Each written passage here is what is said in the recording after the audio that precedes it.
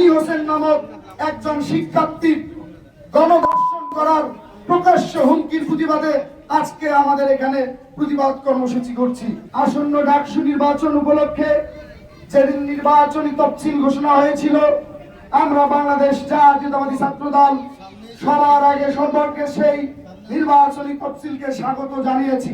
এই তফসিল ঘোষণার পর আমরা যখন বাংলাদেশ জাতীয়তাবাদী ছাত্রদল প্যানেল দিয়েছি এবং যেদিন নির্বাচনী প্রচারণা শুরু হয়েছে, আমরা বাংলাদেশ জাতীয়তাবাদী ছাত্রদল অত্যন্ত উৎসব উদ্দীপনা নিয়ে সেই প্রচারণায় অংশ নিয়েছি। আপনারা জানেন গতকালকের ঘটনা এবং গতকালকের ঘটনাকে কেন্দ্র করে আলী হোসেন নামক একজন শিক্ষার্থী গণধর্ষণ করার প্রকাশ্য হুমকির প্রতিবাদে আজকে আমাদের এখানে প্রতিবাদ কর্মসূচি করছি। কিন্তু এরই মধ্যে আমরা আমার হল পর্যায়ে নেতা কর্মী এবং সমর্থকদের আমরা কিন্তু হলে হলে প্রচার প্রচারণায় পাঠিয়েছি। আমরা একই সাথে নারীদের পক্ষে আমরা এখানে দাঁড়াচ্ছি, একই সাথে ডাকসু নির্বাচনের প্রচার প্রচারণায় আমরা ব্যস্ততর সময় পার করছি। এখানে আমাদের আপনারা দেখে রাখবেন, আমরা আজকে সকাল 10টা থেকে আমার ভাইয়েরা আমার বোনেরা প্রতিটা হলে প্রতিটা ক্যাম্পাসের প্রতিটা পয়েন্টে আমরা যখন এখানে আমরা নারী নিপীড়নকারীর বিরুদ্ধে এখানে দাঁড়িয়েছি, একই সাথে কিছু ভাইয়েরা কিছু বোনেরা বাংলাদেশ জাতীয়তাবাদী ছাত্রদল সমর্থিত প্যানেলের পক্ষে কিন্তু লিফলেট বিতরণ করছে, প্রকৃত সাধারণ শিক্ষার্থীদের কাছে ভোট চাচ্ছে। বসুন্ধরা টিস্যু অশুদ্ধতার বিরুদ্ধে এক বিন্দুও ছাড় নয়। এই হলো আমাদের অবস্থা। কেন আমাদের আজকে এই অবস্থা হলো?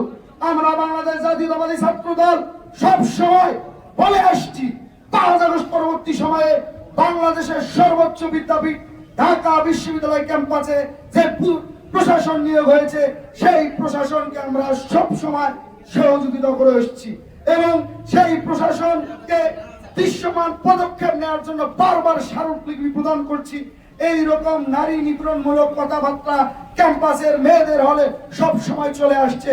আমরা একের পর এক স্মারকলিপি দিয়েছি, কিন্তু এই প্রশাসন দৃশ্যমান কোনো পদক্ষেপ নেয়নি জন্য আজকে আলী হোসেন গণধর্ষণের পদযাত্রার হুমকি দিয়েছে একজন ডাকসু নির্বাচনে অংশগ্রহণকারী নারী শিক্ষার্থীদের উপর। আমরা কোথায় যাব? এই পরিবেশ এই পরিস্থিতির সৃষ্টি করলো কে? অবশ্যই এই 36 পৃষ্ঠা সম্বলিত ভিসি মাননীয় নিয়াজ আহমেদ খান। তাকে আমরা বারবার বলে আসছি, ছাড়। আমাদের নারী নেত্রীরা, আমাদের সচেতন শিক্ষার্থীরা বারবার সাইবার বুলিংয়ের শিকার হচ্ছে।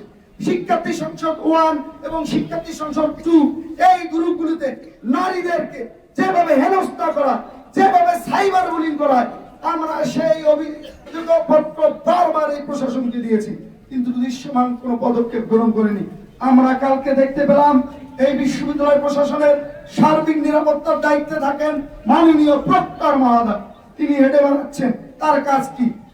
তিনি নাকি এই ক্যাম্পাসের নিরাপত্তার সাথে দিন-রাত 24 ঘন্টা কাজ করছেন। তিনি যদি দিন-রাত 24 ঘন্টা কাজ করতো, তাহলে এই একজন ডাকসু ক্যান্ডিডেটকে এইভাবে হেনস্থার সম্মুখীন হতে হতো না।